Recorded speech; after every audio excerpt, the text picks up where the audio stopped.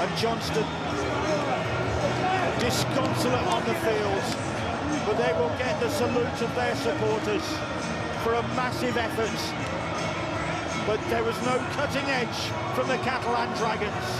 They couldn't find a way through the Wigan defence.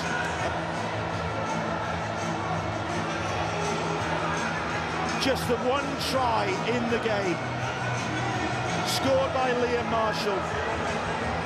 Massive defensive effort from Wigan that has earned them a 10-2 victory.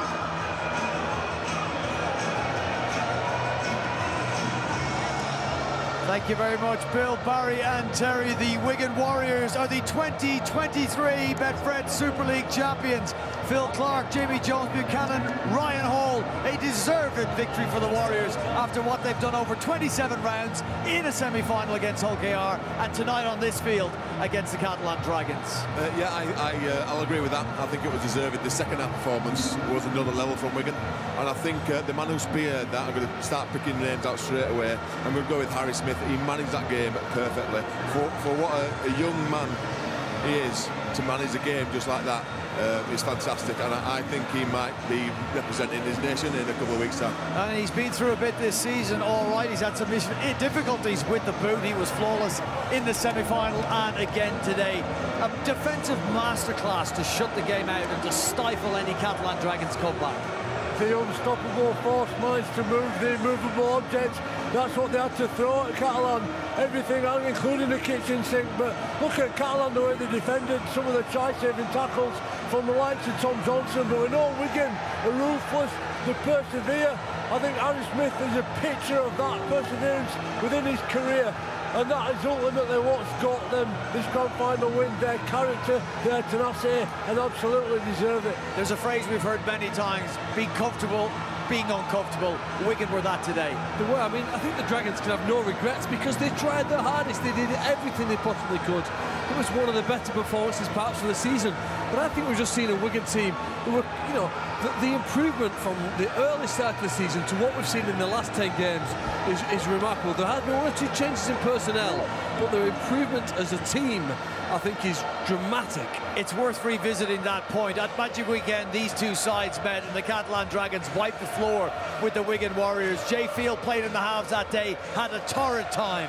The Wigan Warriors knew something had to change, found that combination with French in the halves, brought Tyler Dupree in, and the second half of the season, well, it's been an absolute dream. Matty Peake said that when he found his formula, it became all about the training field.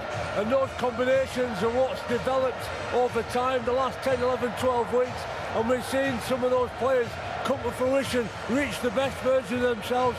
They brought Tyler Dupree in, and he's cuddling Chris Brooks there, and he's one of many fantastic recruits that Wigan have got, including likes of Adam Kieran, Sammy Walters, Cruz Leamy, Luke Thompson coming in. Wow, have they set a platform out? Not only are they a top quality world-class side, but they've got some more class players to come in as well. Well, Matt Peake has just made his way over to some of the non-playing players, and it was Cade Cust he first embraced. And it was a difficult journey Cade Cust has had through this season. Played his part early on, made way for the French move into the halves. Well, Matt Peake obviously recognising Cust's contribution to this victory. I think that's a challenge for lots of coaches. Sometimes you've got to cut a player, you think he's not right, but he can do it in the right way and hopefully maintain a relationship with him, a positive one. You need the squad to stay strong for the rest of the season. And there's Chris Radlinski. I mean, it's worth noting, Chris Radlinski. It is. I mean, few clubs have a chief executive who was the man of the match in this equivalent match in 1995. He knows the game at several different levels, and I think that's why Wigan are now one of the stronger clubs, if not the strongest as they are tonight. He was a big advocate for giving Matt Peake this job. It's a plum job, head coach of the Wigan Warriors. They plumped for a man who knew the system, knew the club inside out. Well, it's paying dividends. Challenge Cup last year, Grand Final and League Leader Shield this year. Yeah, and credit to Matt Peake. I think the phrase is every morning you wake up, you open to presents and there your eyes. I think Wigan at the start of the season opened two presents and they got gifted two world-class centres from clubs that didn't want them. Huddersfield, Jake Wardle, and Warrington, Toby King, and that's the biggest gift. I think them two figures in the centre for Wigan this year have been fantastic and not as noticed as what I think they should be.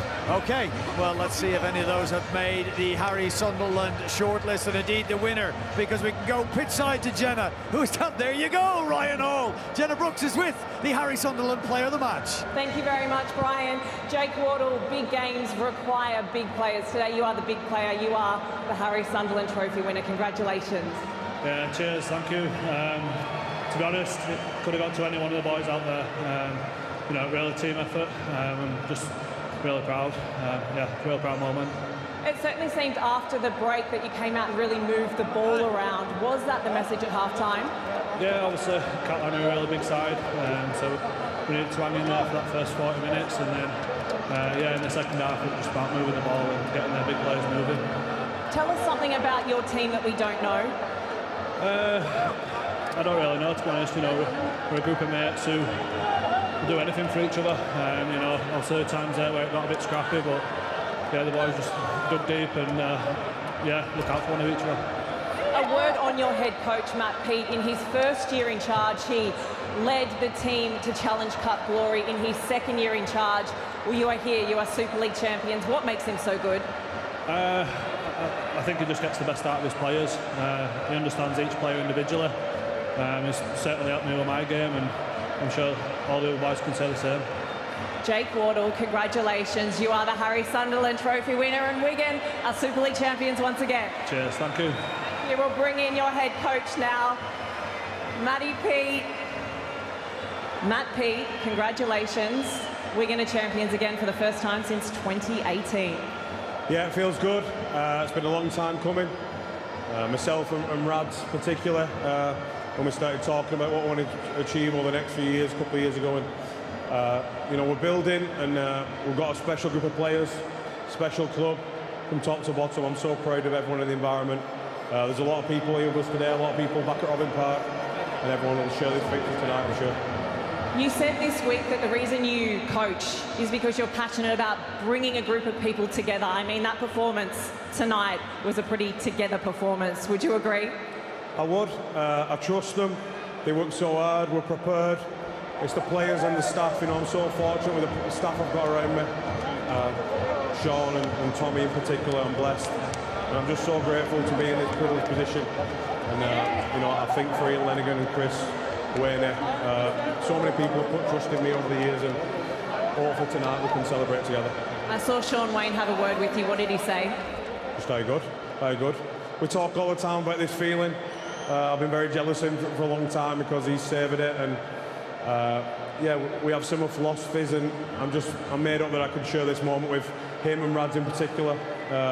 They put so much trust in me, and I just continue to keep paying back, and yeah, that was it. Lee Briers said that when you speak, everybody listens, and you deliver some of the best speeches he's ever heard. What was your speech ahead of this? Not sure. Generally, I just get the right people in the room, so I think then you get the right people in the room, and then they listen. Probably that's the most important thing. We've got the right people in the club, the right people in the team, and I think when you have that, then whatever you say gets listened to. Matt Peat, congratulations. You are the coach of a Super League champion team. Thank you very much. Thank you. We'll bring in the head coach of the Catalan Dragons, Steve McNamara. Steve, it seemed like they just struggled to really get it together out there tonight. Well, I think when you play a grand final, you concede one try and lose the game. You think you've got half your game right, you've got your defence right. There's one try conceded there. You know, and that was enough for Wigan to win the game. We didn't throw enough in attack. We couldn't get going in attack. Credit to Wigan, they put us out the right end of the field. But very proud of the team all season, but bitterly disappointed tonight. Do they leave with their heads held high? Say again, sorry. Do the players leave the pitch with their head held high? Unbelievable. You can't. You know, I could not ask for any more. I've got no regrets. The team will have no regrets. We didn't play well enough tonight. We knew we had to at the top of our game. We worked tonight, particularly in attack, but like I said, these are the fine margins we're coming to. It was an ugly game, not a great game. We concede one try and lose the grand final, and it hurts. Just a word on the retiring Sam Tompkins, Mitchell Pearce as well. How lucky have we been to watch those two players go round? They've been outstanding. You know, it's a tough way for them to finish the careers. They've had outstanding careers, both of them. It would have been nice to finish in the right way, but we probably didn't deserve to do it tonight. Steve McNamara, thank you so much for talking to us. Thank you. Yeah, I'm here with Tom Johnson. Desperately sad for you. A big defensive performance. How do you sum that game up? Yeah, it's devastating, you know. We came to win and we wanted to do it for all the fans and, you know, everyone in France, but just fell short to a classy side. Congratulations to them, they deserve the win. Some big defensive efforts from you. Huge defensive efforts from you. You know, this team's breaking up next year. I suppose the question is, how can you maintain this level of performance with a changing squad? Well, I think they've been doing it, Catalans have been doing it for the last 4 years, you know. We've been building every year and we've fallen just short again, so I expect us to fully bounce back and to go again next year. All right, great year. Unlucky. Well, Tom Johnson, Ryan Hall, I spoke to you just before we started our broadcast of this post-match analysis, and you picked him as certainly a contender for the Harry Sunderland Trophy in defeat. But not for the reasons why you might think that pre-game. You think if he's in the running for the man of the match, it's because he might have scored a couple of tries and made some amazing breaks. It was the defensive work that he did, and he showed it throughout the game.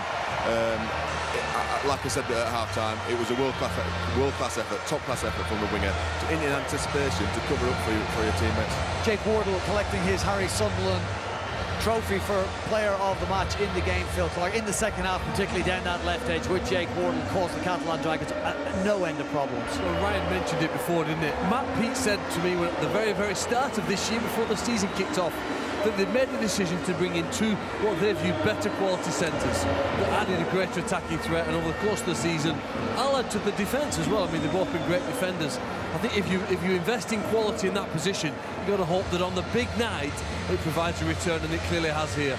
Take us back to your memories here, Ryan Hall in particular, and Jamie Jones-Buchanan, of being here on the losing side and doing what Catalan have to do now just behind us. We just stand around, reflect on what might have been, consider the 80 minutes they have just played, and watch Wigan go up and lift a trophy. Yeah, I'm looking at Sam Tompkins and in many ways disappointed for him. Here is the phoenix that was forged inside the Wigan fire. Just didn't have what it took to put it out this time round, but you always talk about revivals and learning from those experiences. Actually, Brian, when you walk back up that slope, whether you've won or lost, is almost irrelevant. It's how you deal with it when you get out of bed tomorrow morning, and it's all about planning for the next opportunity. And you'll hear Steve McNamara talking about opportunities, taking the one that'll come in pre-season and continuing to build on top of the foundation that this great Catalan side have laid. I'm sorry, Jonesy, I'll disagree straight off the bat. Winning is not irrelevant, losing is not irrelevant. For me, winning is everything, and unfortunately on this grand stage there has to be an unfortunate team, and that's Catalans this time. We remind ourselves, Phil, it is pretty special as we see the Dragons going up to accept the commiserations from the presentation party, to see in the background the flags waving, the blood and gold flags of the Catalan Dragons here at Old Trafford at a second grand final in just 3 years. Well, they've built a stronger club with greater foundations. We've all talked about the French players who've contributed to the side this year. But what you've got to hope for, what I personally hope, is that this inspires a generation of other French people to get involved with the game, whether that be as a player, a volunteer, a coach, official. There's so many ways that they can contribute. Matt Peet, born and raised a Wigan fan, he has coached Wigan to a grand final victory here at Old Trafford.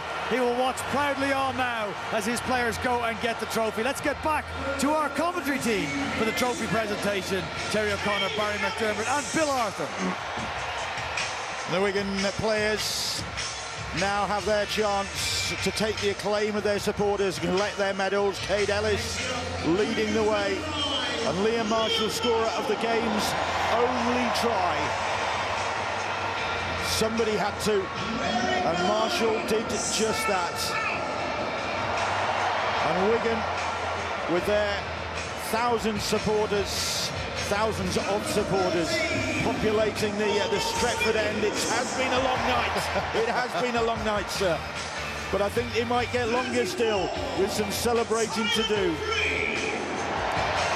Tyler Dupree, what a a story that is from him to come into this club midway through the season, and here he is, a grand final winner. On his 9th game for the club. What a wonderful, wonderful day for him and the Wigan Warriors. Jake Wardle, only the 5th centre to win the Harry Sunderland. Previously, the last one to get the accolade was Kevin Nagama for his performance against the Catalan Dragons. Some game from Jay Field as well. Number of contributors to this performance. It could have been one of half a dozen players, but no qualms with the Harry Sunderland winner, Jake Wardle, and it matters not. Listen, when you're on that podium, you're not bothered who's got the man of the match. You're not bothered. All you're thinking about is celebrating with your friends and enjoying the moment. Darren French rounding off what a week it has been for him. Man of Steel, and now grand final winner. It's just been an outstanding year for the club, hasn't it? You know, been pushed, chased hard by everybody. Everybody wants to beat them. Defence has definitely been the key for them this year. The second half performance defensively, led by that man, I think he has been unbelievable. One of the signings of the year, Matty P. Ethan Havard limps up to collect his, and then the last man on the stage to be greeted by Rugby League Commercials Frank Slevin and Betfred's owner Fred Dunn, to be greeted by them and to be greeted by this. After a bit of an absence, it's back in Wigan Warriors' hands, is the Super League trophy. It's their 6th title, their first since 2018. Still only 4 names on that trophy. Catalan will have to wait their turn, because once again, the name Wigan Warriors is on the Super League trophy.